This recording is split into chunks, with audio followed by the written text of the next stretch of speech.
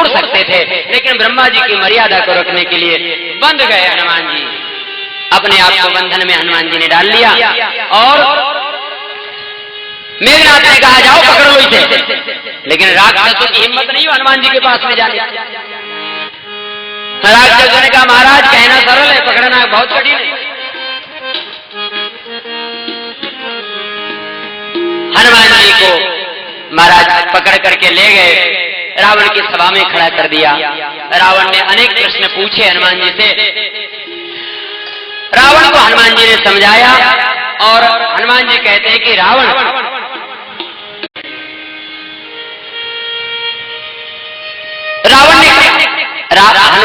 रे बानर, तू नहीं जानता है मेरे प्रभाव को, मृत्यु निकट आई खल तोई, तेरे सामने मौत खड़ी है। हनुमान जी कहते हैं रावण खड़ी तो हमारे पास में है, लेकिन देख तुम्हें रही है, खड़ी हमारे पास में है मौत, लेकिन देख तुम्हें रही है।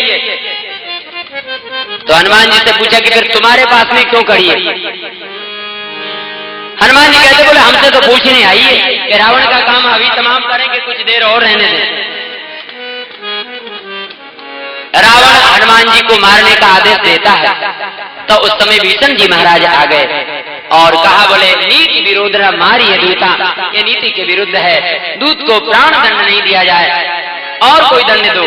रावण ने तुरंत एक सभा बुलाई, मंत्रियों से पूछा बताओ इसे क्या दंड दिया जाए। वो हनुमान जी सोच रहे थे कि पता नहीं रावण कौन सा दंड देगा।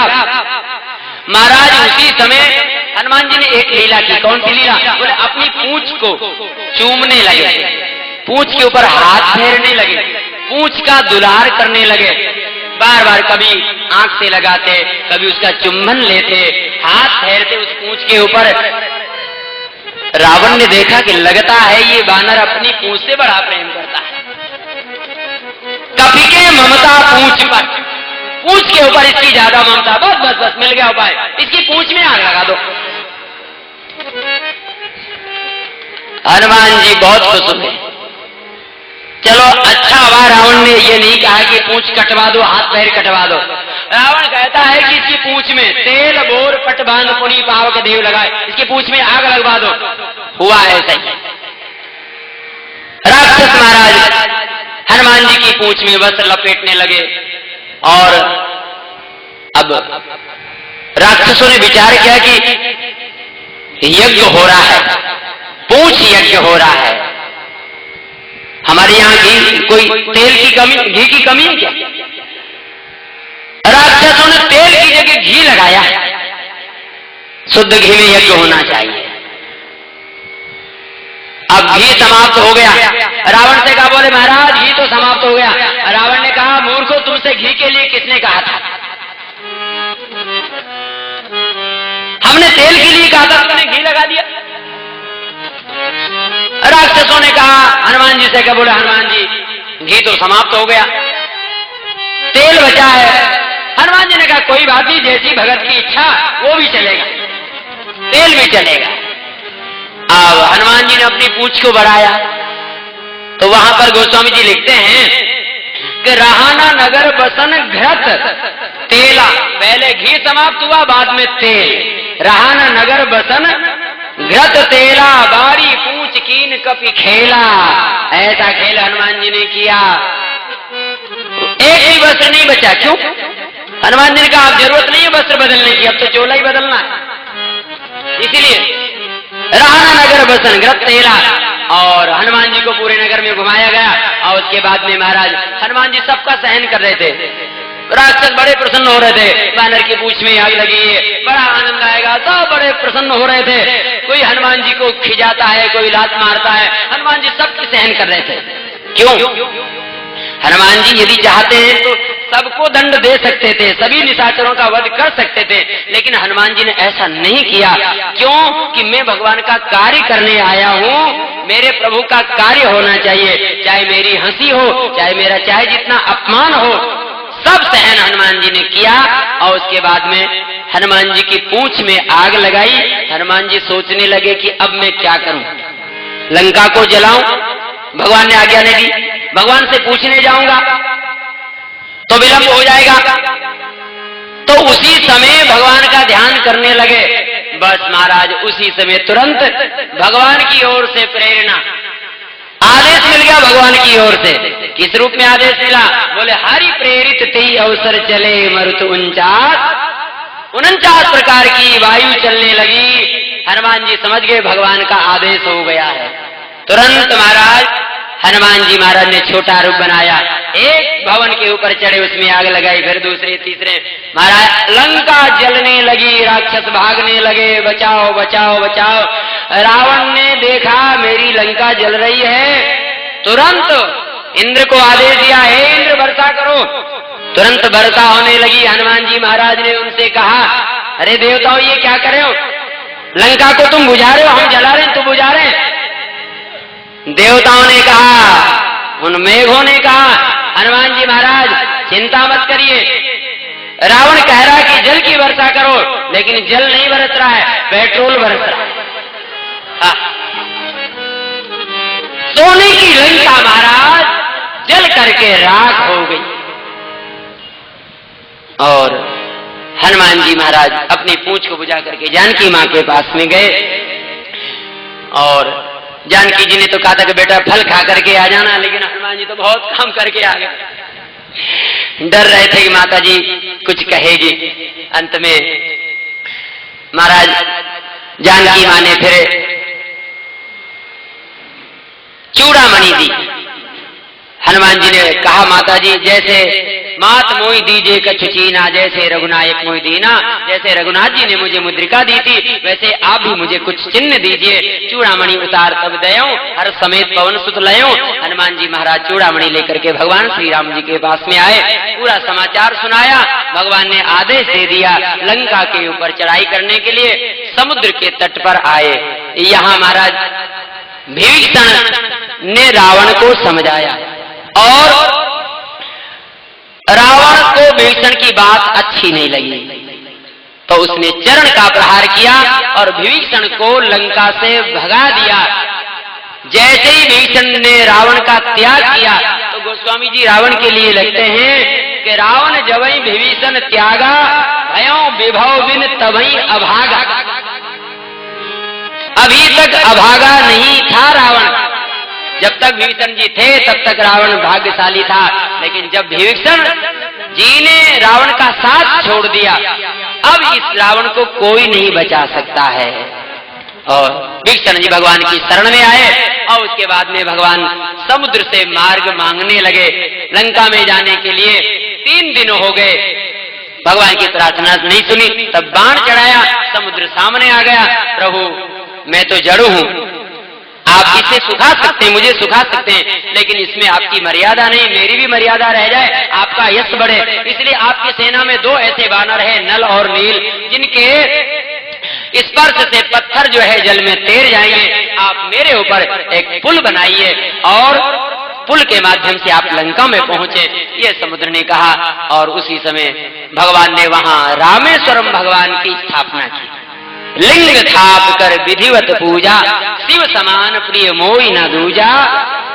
भगवान कहते हैं कि जय रामेश्वर दर्शन करें, जो मेरे द्वारा स्थापित किए हुए रामेश्वरम भगवान का दर्शन करेगा उसे सायुज्य मुक्ति प्राप्त होगी। जो गंगा जल आन चढ़ाए, रामेश्वरम भगवान की पूजा हुई। और भगवान कहते हैं कि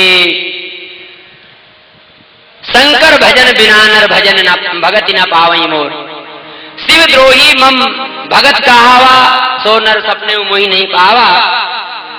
जो शंकर भगवान से द्रोह रहेगा वह स्वप्न में भी मुझे नहीं प्राप्त कर सकता है, और जो मुझसे द्रोह करेगा वह शंकर भगवान को नहीं प्राप्त कर सकता है। राम और शिव में कोई अंतर नहीं है। भगवान ने शंकर भगवान की स्थापना की, रामेश्वरम भगवान की। बोलिए श्री रामेश्वरम भगवान की। और पुल बन करके तैयार हुआ।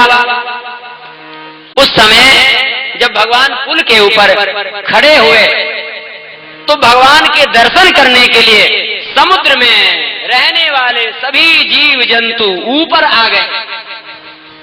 ऐसा दृश्य उत्पन्न हुआ कि तिनकी ओट न देखिए बारी, पूरा जल ढक गया, बड़े बड़े मगरमच्छ, मछली आदि, कछुए, सभी जीव जंतु भगवान के दर्शन करने के लिए सब ऊपर आ गए और तिनकी ओर से जल दिखना बंद हो गया। ऐसा कौतुक भगवान ने किया। कोई हटता नहीं है भगवान के दर्शन करने से। महाराज अब तो ऐसा पुल, नल नील ने तो वह 100 योजन का पुल बनाया, लेकिन भगवान ने ऐसा पुल बना दिया, जब भगवान खड़े हुए तो भगवान के दर्शनों के लिए सभी जीव जंतु ऊपर आ गए और पूरा समुद्र ढक गया एक प्रकार से। अब तो जो पुल, सेना तो बहुत ज्यादा थी, सारी सेना पुल के ऊपर नहीं जा सकती थी, तो जो पुल के ऊपर जा सके वो तो पुल के ऊपर गए, बाकी के जो बानर थे ना वो हमारा छलांग लगा करके जाने लगे, क्योंकि अब डूबने का तो कोई डर है ही नहीं। ऐसा पुल भगवान ने बना दिया। भगवान की सेना, राम जी की सेना चली, राम जी पहुंच गए लंका में और वहां जाकर के भगवान ने अपने अंगद को भेजा, रावण को समझाया, लेकिन कहां समझ में आने वाला है। बाद में राम रावण युद्ध शुरू हुआ, उसमें श्री लखनलाल जी महाराज को शक्ति लगी, हनुमान जी महाराज संजीवनी बूटी लेकर के आए, तो उस समय एक घटना घटी है। हनुमान जी अयोध्या में पहुंच गए, जाना चाहिए था लंका में, सो पहुंच गए अयोध्या में। वहां सुमित्रा माता को पता चला, कौशल्या माता को पता चला कि लक्ष्मण को शक्ति लगी है। हनुमान जी ने सुमित्रा माता से कहा कि माता जी आपको बहुत दुख हो रहा होगा कि आपका पुत्र लक्ष्मण इस समय मूर्छित अवस्था में है। माता सुमित्रा कहती है कि हनुमान मैं बिल्कुल दुखी नहीं हूं,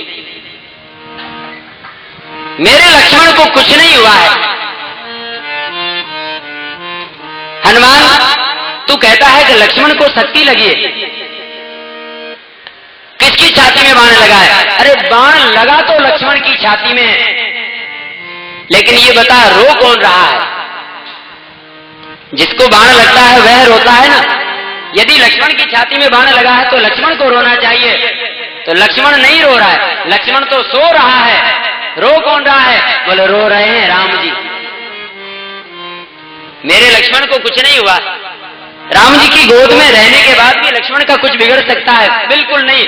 और यदि ऐसा कुछ हो भी गया तो हनुमान राम जी से कह देना चिंता ना करें, मेरा अभी एक पुत्र शत्रुघ्न है, मैं शत्रुघ्न को भेज दूंगी, लेकिन रावण का वध करके ही वापस लौटे।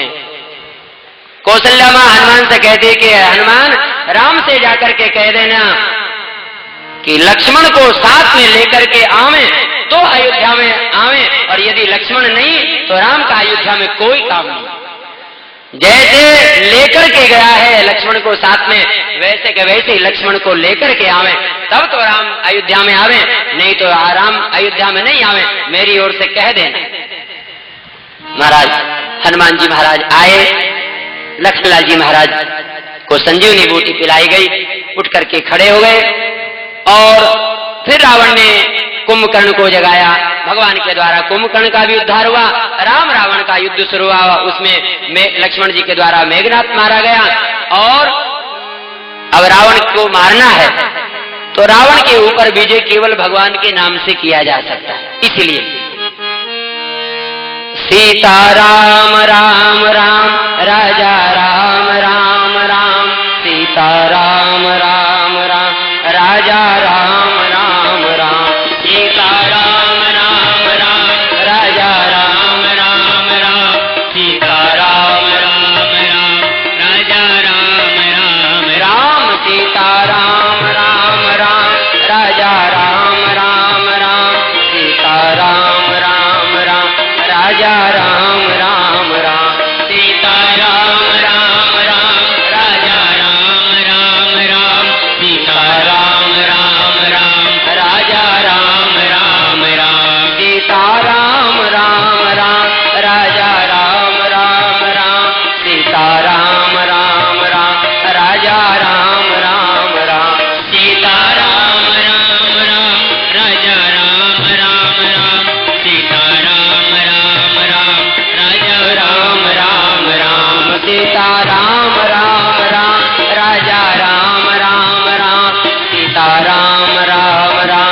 राजा राम राम राम, सीता राम राम राम, राजा राम राम राम, सीता राम राम राम, राजा राम राम राम, सीता राम राम राम, राजा राम राम राम, सीता राम राम राम, राजा राम राम राम। राम और रावण में युद्ध होने लगा, भयंकर युद्ध हुआ। अनेक प्रकार से रावण ने अपनी माया का प्रयोग किया, लेकिन मायापति के सामने माया कहां टिक सकती है। युद्ध चल रहा है और उस समय रावण ने देखा कि मेरा भेद जानने वाला केवल विभीषण है, इसको समाप्त पहले यदि कर दूं मुझे राम नहीं मार सकते। तो रावण ने विभीषण के ऊपर शक्ति चलाई और भगवान ने तुरंत विभीषण पाछे मेला। भगवान यदि चाहते तो उस शक्ति को अपने बाण के द्वारा भी निष्फल कर सकते थे, काट सकते थे, लेकिन भगवान ने ऐसा नहीं किया।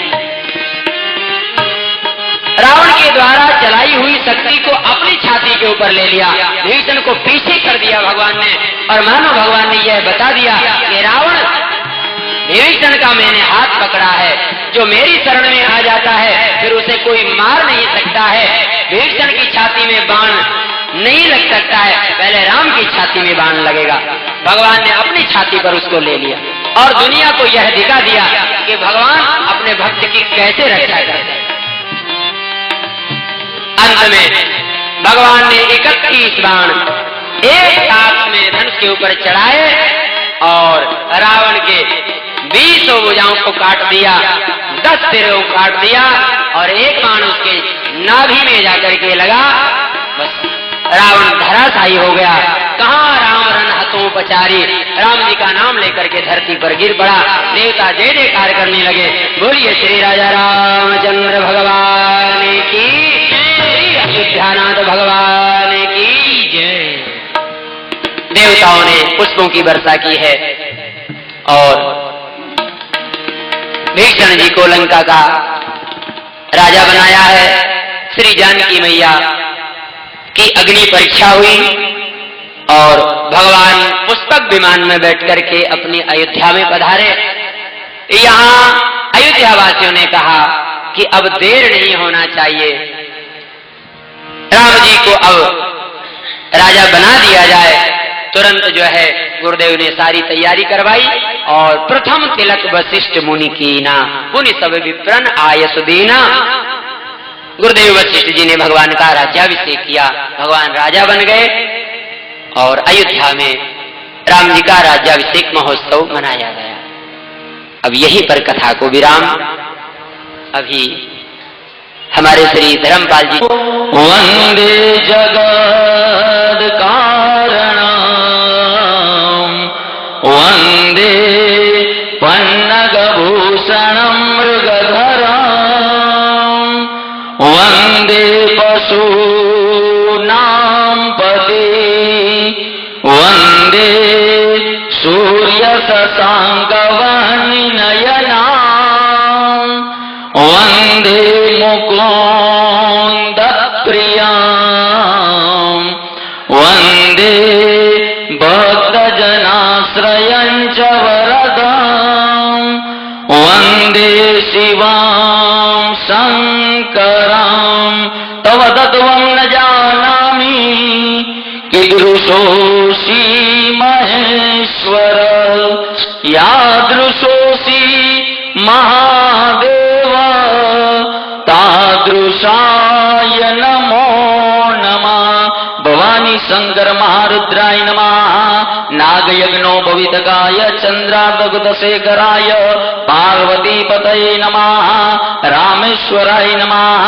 ध्यानान्ते गन्धाक्षतपुष्पाणिं समर्पयामि, ध्यानान्ते पाद्यं जलं समर्पयामि, अर्घ्यं जलं समर्पयामि, आचमनीयं जलं समर्पयामि।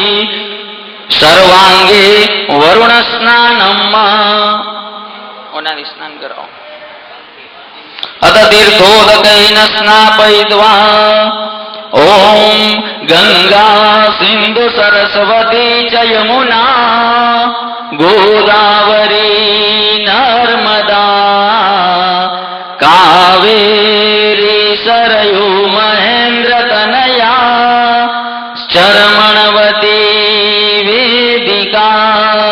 सुतरावे द्रवदी मासुर नदी ख्याता गया गंडके पूर्णा पूर्ण जले समुद्र सहिता स्नानं सदा मंगलम।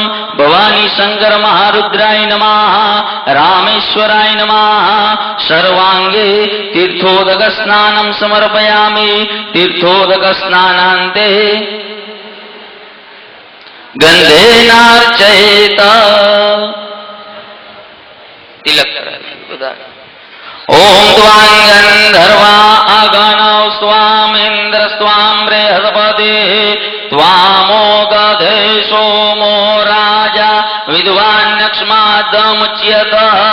ओम श्रीगदं चंदनं दिव्यं गंधाढ्यं सुमनोहरं विलेपनं सुरश्रेष्ठ चंदनं प्रतिगृह्यताम्। रामेश्वराय नमः। चंदनं समर्पयामि, अक्षतान् समर्पयामि, कुंकुमं समर्पयामि, बिल्विपत्रं त्रिदलं त्रिगुणाकारं त्रिनेत्रं च त्रयायुगं त्रिजन्म पाप संहारम् एकबिल्वं शिवार्पणं। सांब सदा शिवाय नमः। बिल्विपत्रं समर्पयामि, नीराञ्जयेत।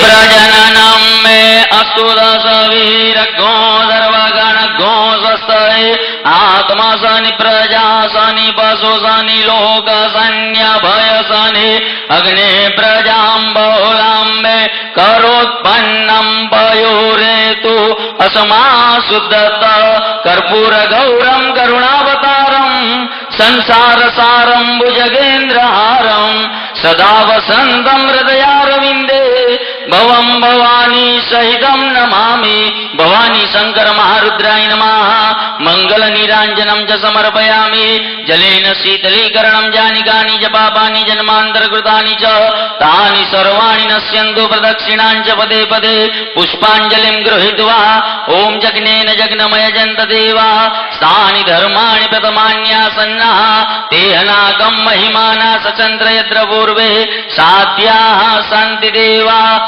विद्या बुद्धि धनैश्वर्य पुत्र पौत्रादि संपद पुष्पांजलि प्रदानेन देहि मे वांछितं बल। मृत्युंजय महादेव त्राहि मां शरणागत जन्म मृत्यु जरा व्याधि पीडितं कर्म बंधने। भवानी शंकर महारुद्राय नमः। रामेश्वराय नमः। चरण कमल मध्ये मंत्र पुष्पांजलि स्तुति पाठं च क्षमापनं च समर्पयामि। बोलो रामेश्वर भगवान की जय।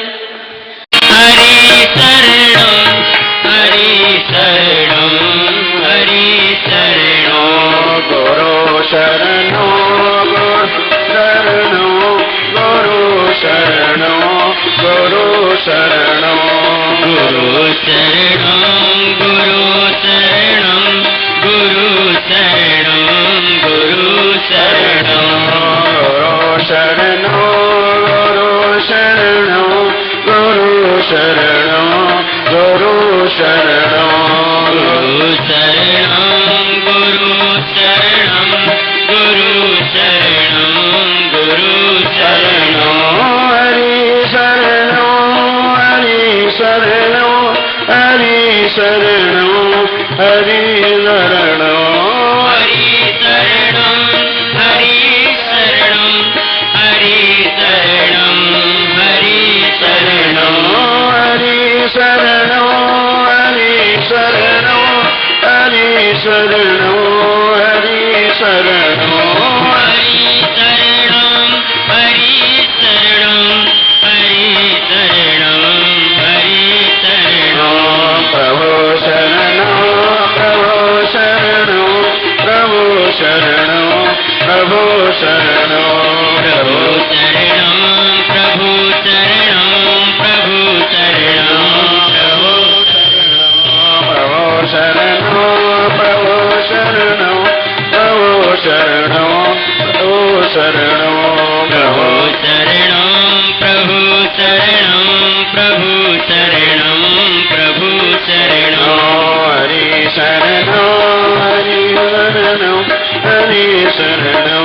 हरि शरणं हरि शरणं हरि शरणं हरि शरणं हरि शरणं गुरु शरणं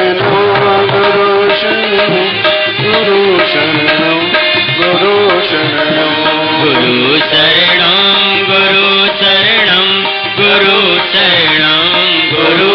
शरणं गुरु शरणं गुरु शरणं गुरु शरणं गुरु शरणं प्रभु शरणं प्रभु शरणं प्रभु शरणं प्रभु शरणं बोलिए सच्चिदानंद भगवान की जय जगत गुरु श्री चंद्र भगवान की जय श्री बाबा हरिहर जी महाराज की जय श्री बाबा हरिकृष्ण दास जी महाराज की श्री बाबा पुरुषोत्तम दास जी महाराज की जय श्री बाबा गुरुशन दास जी महाराज की सर्व संतन हरि भक्तन की जय जय श्री राधे। परम श्रद्धे हरिहर गद्दी पर आसीन हमारे महंत स्वयंमुनि जी महाराज, वे व्यासपीठ पर आसीन हमारे परम श्रद्धे मानस मर्मज्ञ हमारे परम स्नेही राम कल्याण दास जी महाराज, वे भगवत भक्तानुरागी प्रभु प्रेमियों,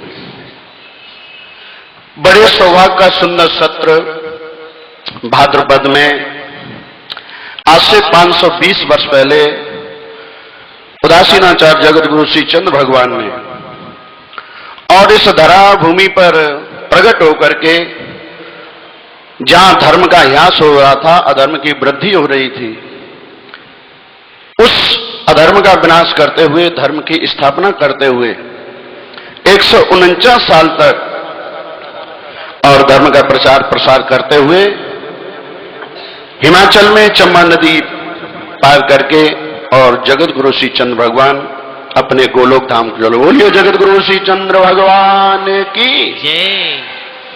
आप सब लोगों को विदित है कि इस वर्ष भी उदासीनाचार्य जगत गुरु श्री चंद्र भगवान के जन्म जयंती महोत्सव पर हमारे हरिहर गद्दी पर आसीन हमारे परम श्रद्धे महंत स्वयंमुनि जी महाराज ने भी जो हमारी परंपरा कथा की चली आ रही है उसको बरकरार रखते हुए, क्यों सज्जनों, आप सब लोगों का भी फर्ज होता है, हम सब लोगों का दायित्व होता है। हमारे पूर्वजों ने, हमारे महापुरुषों ने, हमारे सदगुरुओं ने जिन परंपराओं की यहां स्थापना की, जो यहां पर प्रकल्प चलाए, तो हम सब उनके शिष्य साधक भक्त गण हैं। हम लोगों का सबका दायित्व होता है कि अपने जो पूर्वजों की, अपने सदगुरुओं की जो हमारी परंपरा है, जो उन्होंने यहां पर प्रकल्प चलाए हैं, उन प्रकल्पों को, उन परंपराओं को, उन योजनाओं को सज्जनों हमको डाउन में नहीं ले जाना है, हमको और ऊंचाइयों की ले जाना है, जिससे आपके इस आश्रम का नाम देश विदेश में है और वो होता रहे। तो कहने का मतलब राग द्वेष बैर भाव का परित्याग करके, ठीक है, हम मानते हैं, सब लोग जानते भी हैं, 4 बर्तन होते हैं तो सज्जनों बजते भी हैं, खटकते भी हैं, आपस में संतों में भी, गुरु भाइयों में भी, भक्त साधकों में भी आपस में मतभेद होता है, मनमुटाव होता है, कहासुनी होती है, एक दूसरे की बात मानने में, रखने में हम लोगों को संकोच शर्म होती है। लेकिन जहां आश्रम का सवाल आता है, हमारे सदगुरुओं की परंपराओं का जहां प्रश्न आता है, हमारे महापुरुषों ने जो प्रकल्प चलाए उनका अगर ह्रास होता है, उनमें अगर कमी आती है, तो वहां सज्जनों हम सब लोगों को एकजुट होकर के उन प्रकल्पों को, उन योजनाओं को, उन परंपराओं को हमको बरकरार रखते हुए और आगे बढ़ना है, तन मन धन से, और यहां सेवा करते हुए अपने बाबा हरिहर की जो धर्म ध्वजा देश विदेशों में जो लहरा रही है और आगे भी वो ऐसे ही लहराती रहे। बोलो हरिहर जी महाराज की। वह मोदन मुक्ति के मंदिर में जो प्रमोद भरा हरियर आश्रम में है, उतनी छवि रास अनंत कहां, जितनी छवि सुंदर श्याम में है। अभी आता ही होगा सलोना मेरा बाबा हरियर, और जिन जीव पर हरियर नाम बसा है सज्जनों, तो उस जीव के जीवन में दिव्यता आ जाती है। तो आप सब लोगों ने और महाराज श्री सभी भक्त गणों के सहयोग से और ये राम रस का पान किया, राम कथा श्रवण किया। किसी ने गोस्वामी तुलसीदास जी महाराज से प्रश्न किया, बोला जी ये राम कथा श्रवण क्यों करें, भाई कथा सुनी क्यों जाए, ये प्रश्न खड़ा होता है। कथा कोई सुनना जरूरी है? अरे जो कथा नहीं सुन रहे उनके भी सारे काम चल रहे हैं, उनका भी परिवार चल रहा है, बिजनेस या दुकान मकान सब खा पी रहे हैं, सब सारे काम हो रहे हैं, और जो कथा सुन रहे हैं उनके भी सारे काम हो रहे हैं। लेकिन गोस्वामी तुलसीदास जी महाराज ने कहा, भाई भव सागर चह पार जो पावा, राम कथा ते दृढ़, जिसको भव सागर पार होना है वो कथा सुने, और जिसको भैया भव सागर में डूबना है वो कथा नहीं सुने। और हमारे संतों ने तो सज्जनों यहां तक कहा, हम बहुत घूमे और कपड़े बदल बदल करके घूमे, आकर 4,84,000 जौन भ्रमती है जीव, 84 लाख योनियों में हम बहुत घूमे, लेकिन फिर भी हमारा घूमना बंद नहीं हुआ। आज भी हमारे मन में उत्कंठा है कि वहां चले वहां घूमे, लेकिन ये भौतिक संसार में घूमने से हमको शांति नहीं मिलेगी। हम बहुत घूमे, कपड़े बदल बदल, कभी पक्षी का शरीर मिला, कभी पशु का मिला, कभी जीव जंतु कीड़े मकोड़े, बहुत घूमे। उसी को गीता में भगवान कृष्ण अर्जुन को उपदेश करते हुए कहते, वासांस जीर्णानि यथा विहाय गृह्णाति नरो पराणच। सज्जनों, ये शरीर मरता है, आत्मा अजर अमर है। गोस्वामी तुलसीदास जी ने उसी बात को कहा है, जिम नूतन पट पहरे नर पर हरे पुराण। जिस प्रकार से मनुष्य जब हमारा पुराना ये वस्त्र हो जाता है, हम लोग पुराने वस्त्र को उतार देते हैं, नूतन नया वस्त्र धारण कर लेते हैं, उसी प्रकार से आत्मा नहीं मरती है, आत्मा अजर अमर है, ये मरता है हमारा शरीर। हम बहुत घूमे, कपड़े बदल बदल करके घूमे, उसी को हमारे संतों ने कहा है, जाते नहीं है कोई दुनिया से दूर चल के, और मिलते हम तुम सभी यही कपड़े बदल। ये शरीर क्या है? ये भी एक प्रकार का हमारा वस्त्र ही है 5 भूतों का बना सुंदर यह वस्त्र आपका, और बनता बिगड़ता है यही, नहीं कुछ बिगड़ता आपका। तो गोस्वामी तुलसीदास जी महाराज से प्रश्न किया कि महाराज कथा क्यों सुने? गोस्वामी तुलसीदास जी ने बहुत सुंदर सूत्र दिया, भव सागर चह पार जो पावा, राम कथा ते दृढ़ नावा। इस संसार को सज्जनों भवसागर क्यों कहा? भवसागर इस वजह से भी कहा, आप लोग सज्जनों द्वारका जाते हो, 84 धूना पर सदगुरुदेव भगवान की जहां तपोस्थली आप गए होंगे, आप जगन्नाथपुरी गए होंगे, द्वारका गए होंगे, रामेश्वरम गए होंगे, तो आपने देखा होगा समुद्र के जिस किनारे आप खड़े हो, आपको समुद्र का एक तट दिखाई दे रहा है, लेकिन दूसरा तट, लेकिन जिस तट पर आप खड़े हो, दिखने वाले किनारे ने यह सिद्ध कर दिया है कि समुद्र का दूसरा तट भी है। इस वजह से और इसको संसार को भवसागर कहा।